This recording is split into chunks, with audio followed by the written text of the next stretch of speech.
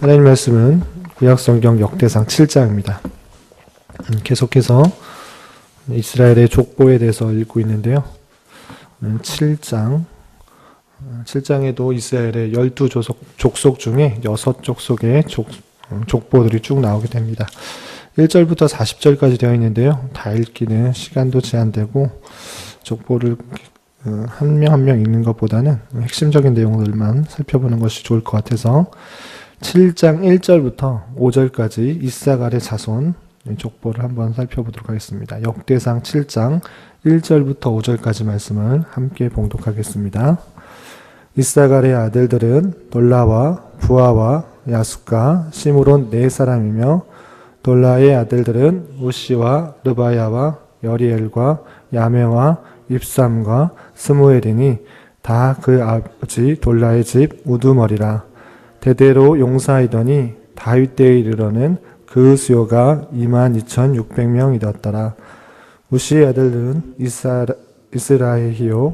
이스라엘히야의 아들들은 미가엘과 오바댜와 요엘과 이시야 5사람이 모두 우두머리며 그들과 함께 있는 자는 그 계보와 종족대로 능히 출전할 만한 군대가 36,000명이니 이는 그 처자가 많기 때문이며 그의 형제 이사갈의 모든 종족은 다 용감한 장사라. 그 전체를 계수하면 87,000명이었더라. 아멘. 이 시간에도 여기까지 나오신 여러분들 위해 하나님의 크신 은혜가 함께하기를 진심으로 기원합니다. 계속해서 이스라엘의 족보를 살펴보고 있습니다. 역대상의 이스라엘의 족보는 1장부터 9장까지 나옵니다. 그래서 한 번에 읽어가기가 쉽지가 않습니다. 내용도 큰 의미가 있다기보다는 이름만 나열되어 있어서 읽기가 쉽지는 않은데, 그렇지만 기록된 데는 다 의미가 있고 목적이 있기 때문에 읽어 나가면서 또 우리에게 주는 교훈이 무엇인지를 잘 생각해보는 시간이 되었으면 좋겠습니다.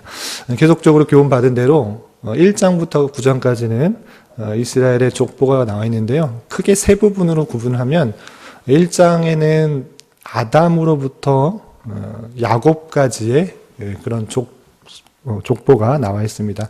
그래서 최초의 사람인 아담으로부터 야곱까지, 이스라엘이라고 불리는 그 야곱까지 계대가 어떻게 이어졌는지를 표현하고 있고요.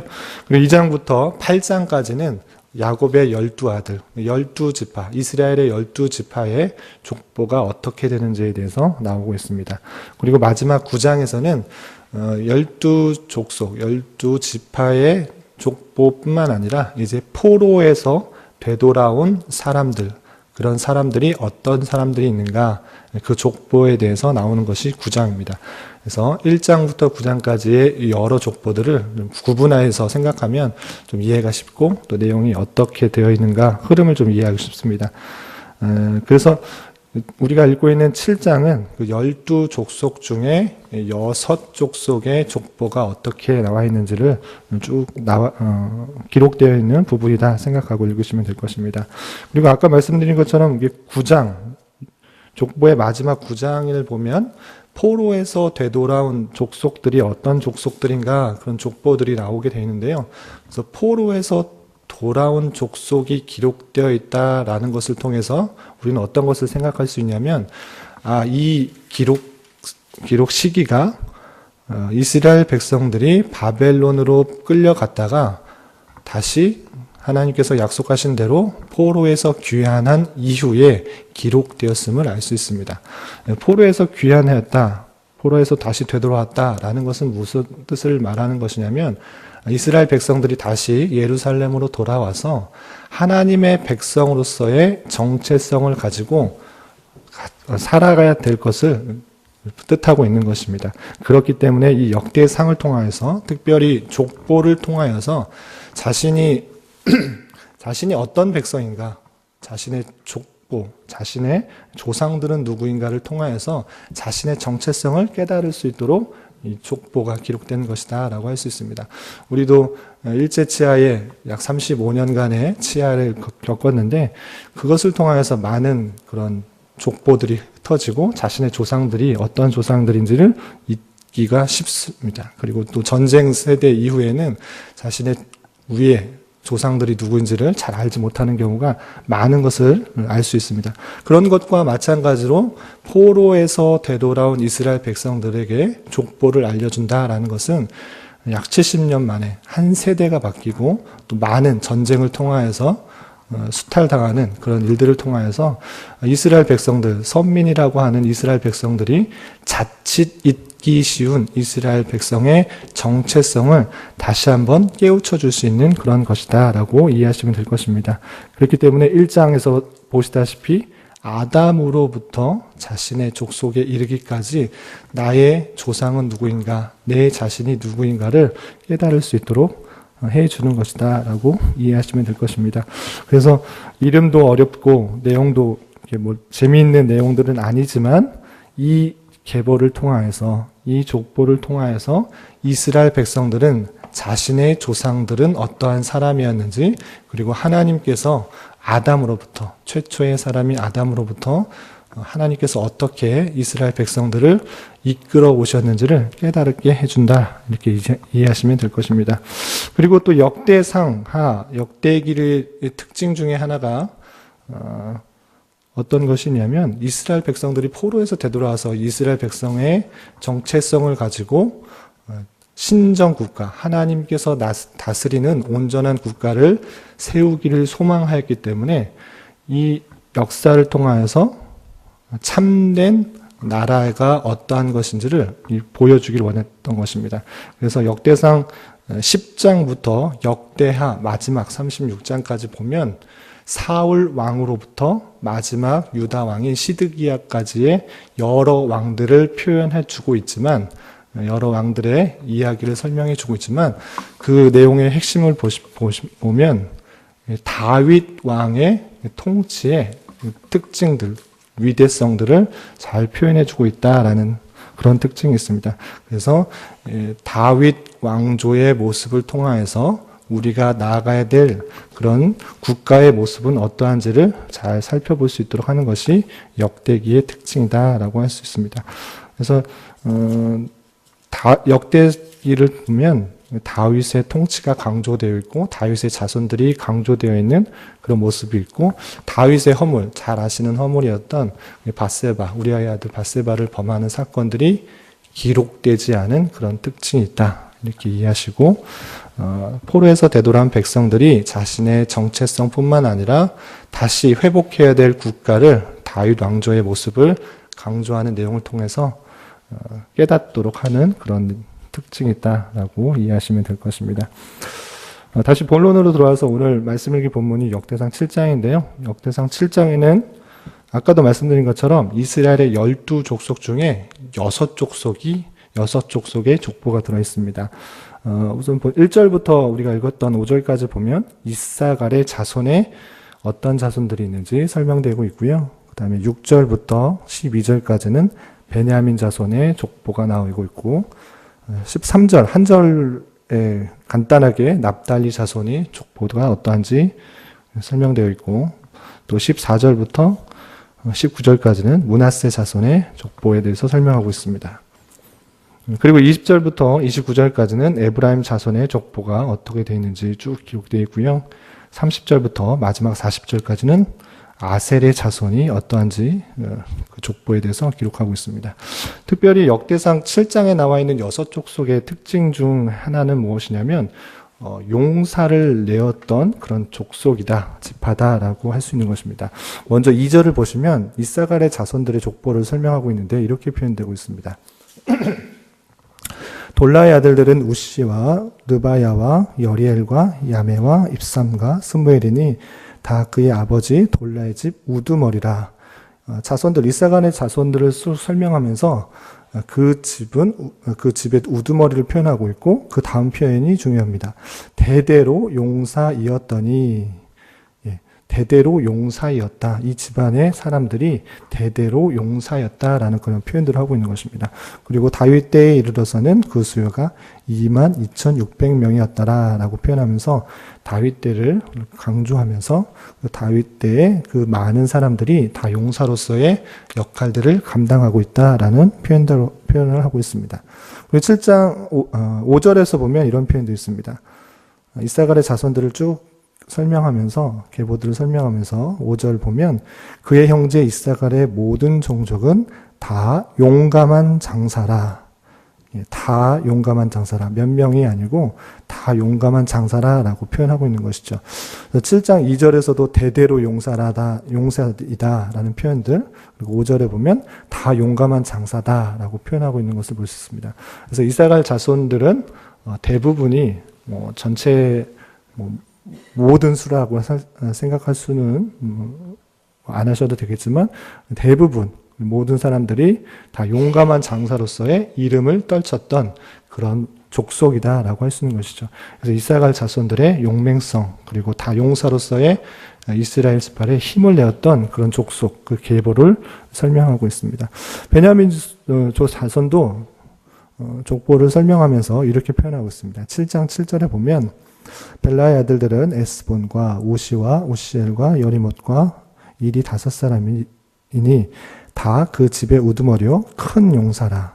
그 계보대로 결사하면 22,034명이며 그 설명하는 데 있어서 큰 용사라는 그런 표현을 하고 있습니다. 이사갈 자손에는 다 용감한 장서다. 또 대대로 용사다라는 표현을 썼는데 베냐민 자손들을 보면 그 자손들이 큰 용사다라고 이렇게 표현하고 있는 그런 모습을 살펴볼 수 있습니다.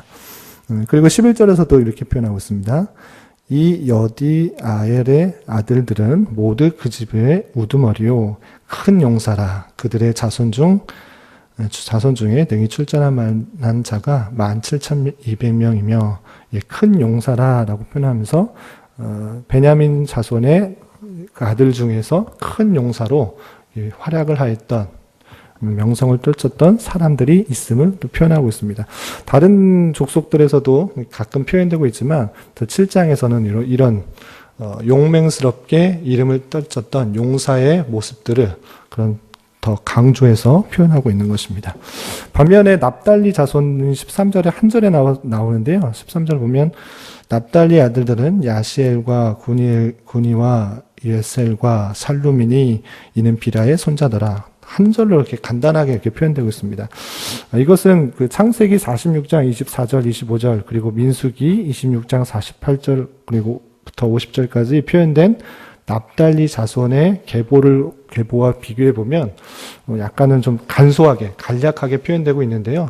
이것은 좀 강조하기 위한 역대기를 기록할 때 강조하기 위해서 다른 부분은 생략하고 또 축소하는 것을 볼 수 있습니다. 단순히 족보의 나열이라기보다는 포로에서 되돌아온 이스라엘 백성들에게 힘과 능력, 또 그들에게 힘을, 정체성을 북돋아 주기 위한 그런 내용들을 기록한 것인데요.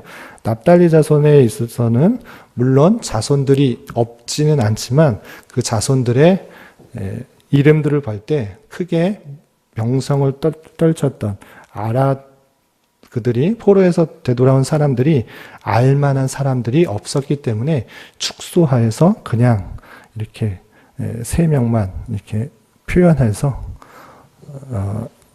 야시엘과 구니엘, 예셀, 살룸 4명만 이렇게 표현해서 간단하게 축소한 것으로 이렇게 생각할 수 있습니다.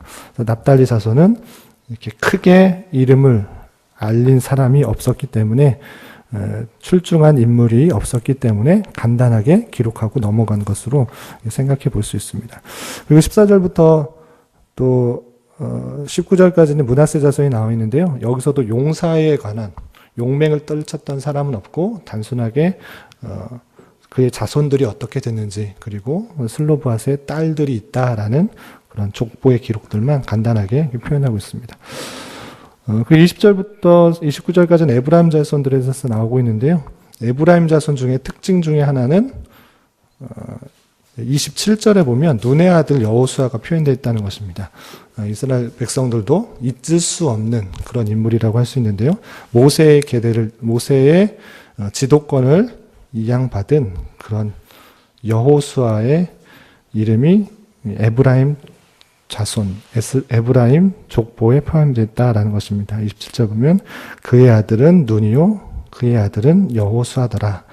눈의 아들 여호수아에 대해서 표현하고 있고 모든 사람들이 알만한 그런 사람들이 있기 때문에 이렇게 기록되어서 에브라임 자손들, 에브라임 지파의 족보에는 눈의 아들 여호수아가 있구나라는 것들을 다시 한번 생각할 수 있도록 이렇게 표현되어 있습니다. 그리고 마지막으로 30절부터 40절까지는 아셀의 자손에 대해서 나와 있다라고 되어 있는데요. 아셀의 자손도 용맹스러운 그런 용감한 자손, 장사들 배출한 그런 족속으로 기록되어 있습니다. 40절에 보면요. 이렇게 되어 있습니다. 이는 다 아셀의 자손으로 우두머리요 정선된 용감한 장사요 방백의 우두머리라. 출전한 만한 자를 그들의 계보대로 계수하면 2만 6천 명이었더라. 아셀의 자손도 그렇게 전쟁에 출전할 수 있는 그런 용사들이 있는데 앞에 이름들을 잘 말하면서 정선된 용감한 장사다 이렇게 표현되고 있는 것을 볼 수 있습니다. 아셀의 자손의 특징들 여러 가지 있겠지만 정선된 용감한 장사를 배출한 족속이다, 지파다 이렇게 표현하고 있는 것입니다. 그래서 7장에서는 특별히 강조되고 있는 것은 전쟁에서 출전하여서 많은 힘을 낼 수 있는 그런 족속들, 그 지파들에 대해서 설명하고 있고 그렇지 않은 족속들에 대해서는 간단하게 생략하여서 표현하고 있는 그런 모습을 살펴볼 수 있습니다. 이런 족속들의 그런 계보들을 살펴보면서 오늘날 우리에게 어떻게 적용할 수 있을 것인가 좀 세 가지로 좀 정리했으면 좋겠는데요. 계속 교훈받는 것이지만 첫 번째로 이런 족보들을 통해서 우리가 깨달아야 될 것은 정말 지루하다. 이거 나하고 상관없는 그런 족보들인데 이렇게 생각하고 넘어가실 것이 아니라 이스라엘 백성들, 특별히 포로에서 되돌아온 이스라엘 백성들에게 족보들을 알려줌으로써 이스라엘 백성들, 선민으로서의 정체성을 일깨워 주고자 하는 그런 노력이 담겨 있는 내용들이다 생각하면서 늘 생각해야 될 것은 내 자신의 정체성은 무엇인가 라는 것입니다. 내가 진정으로 하나님께 택함을 받은 선민인가, 하나님의 백성인가, 하나님의 자녀인가를 늘 생각해보고 하나님께서 나를 택하여 주시고 또 믿음을 주셔서 또 구원받게 하셨다는 그 사실들에 감사 감격하며 그리스도인으로서의 정체성을 잊지 말고 살아야 된다라는 것입니다. 그러할 때에 그리스도인으로서 하나님께서 택하여 주신 백성이다라는 그런 정체성을 잊지 않고 살아갈 때 하나님께서 비록 힘들고 어려운 시기를 지날지라도 나를 붙들어 주시고 인도하여 주시고 섭리하여 주시고 다스려 주셔서 하나님 백성으로 이끌어 나가신다는 그 사실들을 잊지 말아야 될 것입니다. 두 번째로 생각해 보고 싶은 것은 7장에서는 특별히 용사를 내는 여러 집안에 대해서 설명을 하고 있습니다. 여러 용사를 내는 집안을 통해서 이스라엘 백성들이 그렇게 유지를 할 수가 있었고 하나님의 때에 하나님의 방법으로 이스라엘 백성들을 또 안전하게 지켜 보호하고 있었다는 그런 사실들을 우리는 생각해 보아야 될 것입니다. 마찬가지로 오늘날에 있어서 크고 작은 역할들로 우리는 우리 교회, 우리 공동체, 하나님의 공동체를 세워나가는 역할들을 하고 있는 것입니다.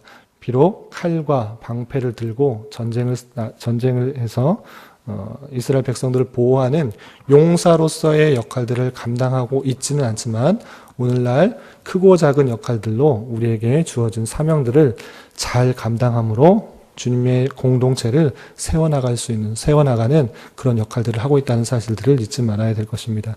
그렇기 때문에 우리가 맡은 자리에서 우리에게 주어진 역할들을 충성되이 잘 감당함으로 주님의 공동체를 잘 세워나갈 수 있어야 될 것입니다. 그리고 마지막으로 생각해 보고 싶은 것은 여러 자손들을 잘 설명하고 있는데 납달리 자손은 너무 간략하게 한 절에 요약하여서 설명되고 있는 그런 모습을 볼 수 있습니다. 물론 자손들이 자손들의 수가 줄어든 이유들도 있지만 그 납달리 자손은 이름을 알만한 출중한 그런 인물이 없었던 것을 볼 수 있습니다. 그런 것을 통해서 좀 생각해 봐야 될 것을 생각해 봤으면 좋겠는데, 우리의 자손, 우리의 자녀들, 우리의 자손들이 정말 하나님의 이름들을 잘 드러내고 또 하나님의 교회를 잘 세워가는 그런 집안이 될 것인가, 아니면 아무도 기억하지 못하는 몰락한 집안의 그런 모습으로 있을 것인가 생각해 보면서, 하나님의 은혜 가운데 한 번 부여받은 신앙의 계대가 나뿐만 아니라 우리의 자녀 그리고 자녀 손들에게도 더 발전적으로 계승되어서 하나님의 일들을 잘 감당하고 귀히 쓰임받는, 또 하나님의 기억에 남는, 모든 사람들에게 기억에 남는 선한 도구로 쓰임받는 은혜가 있어야 될 것입니다. 이런 은혜가 저와 여러분들 가운데 함께하기를 진심으로 기원합니다. 기도하겠습니다. 하나님 아버지, 오늘 말씀을 통해 하나님께서 포로에서 돌아온 이스라엘 백성들에게 그들의 족보를 다시 한번 확인시켜 주므로 그들의 정체성을 확인시켜 줄 뿐만 아니라 여러 자손들을 통하여 또한 용사로서의 사명을 감당하게 하신 역사들을 알게 하신 것을 살펴보았습니다.